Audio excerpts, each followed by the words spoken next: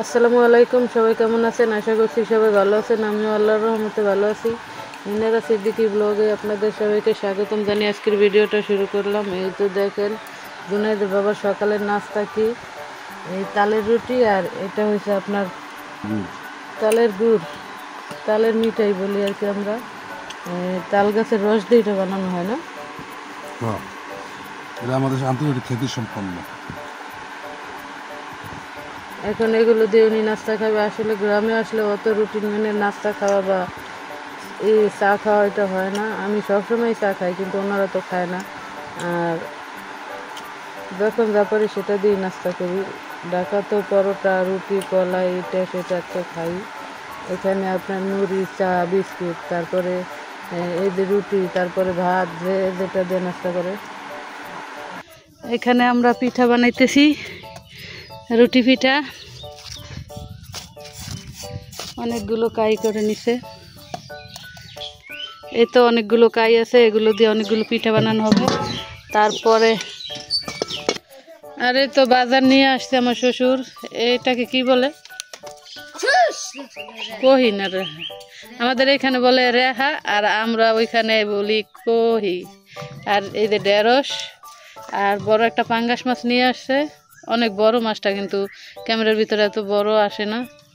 আর অনেকগুলো রুটি বানানো হয়েছে, এগুলো সব বাজবো। তারপরে নারিকেল বাটা হয়েছে, ওগুলো দিয়ে ঝোল রান্না হবে। এই তো মুরগি দিয়ে তারপর ঝোল রান্না হবে। গরুর মাংস আনতে গেছে, পায় নাই।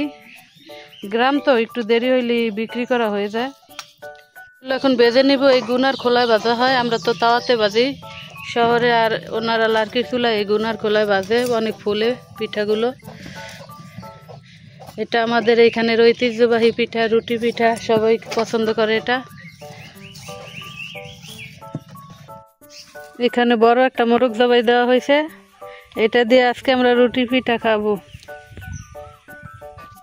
অনেক বড় মোরগ এটা। এটা আমাদের পালা মোরগ। এটাকে কি বলে? এটা কি? বোল। এটা কত বড় দেখেন। এখানে রান্না বসাইছি, পাঙ্গাস মাছ রান্না হবে। এই তো মাছ কেটে ধুয়ে নিয়েছে, সবাই কাজে ব্যস্ত আছে। দেখেন, দেখি মুরগিটা। এই তো মোরগটা কাটা হয়েছে, অনেকগুলো গোস্ত হয়েছে। মাথা, খাসির মাথা। এই দেখেন খাসির মাথা। এটা আমার শাশুড়ির অনেক পছন্দ, এই খাসির মাথাটা। এই তো মাছটা দিয়ে দিলাম। মাছটা কষাইয়ে রান্না করবো। রিকন ভাই আবার ভাজা মাছ খাইতে চায় না, ওনার জন্য কষানো হয় মাছ। আর আমার শাশুড়ি এখানে মশলা বেটে নিতেছে।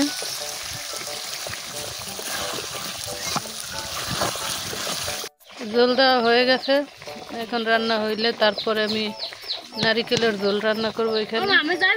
এখানে মুরগির মাংস দিয়ে নারিকেল দিয়ে ঝোল রান্না করব। সব রকমের মশলা দিয়ে দিছি এখানে। মাংসতে যা যা মশলা দেয়, গরম মশলা, জিরা, ধনিয়া, তারপরে আদা, রসুন, হলুদ, মরিচ, লবণ সব দিয়ে এখন কষাবো। তারপরে তো নারিকেল বাটা, এইগুলো দিয়ে কষিয়ে তারপরে যেই মোরগটা জবাই দিছি ওটা দিয়ে বড় এই যে এক পাতিলা ঝোল রান্না করব রুটি পিঠা দিয়ে খাবার জন্য। এটা আমাদের এখানের ঐতিহ্যবাহী খাবার। এটা সবাই কম বেশি খায়, বছরে 2-3 বার খায়। আর আমরা তো শহরে থাকি, বেশি একটা খাওয়া হয় না। আজকে খাবো ইনশাল্লাহ।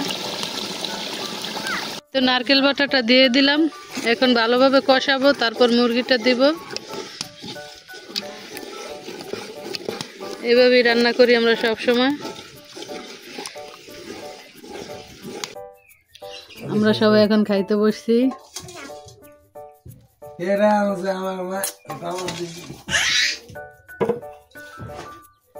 আর এই তো সেই ঝোল, এখন এই পিঠা দিয়ে খাবো। ঝোল দাও।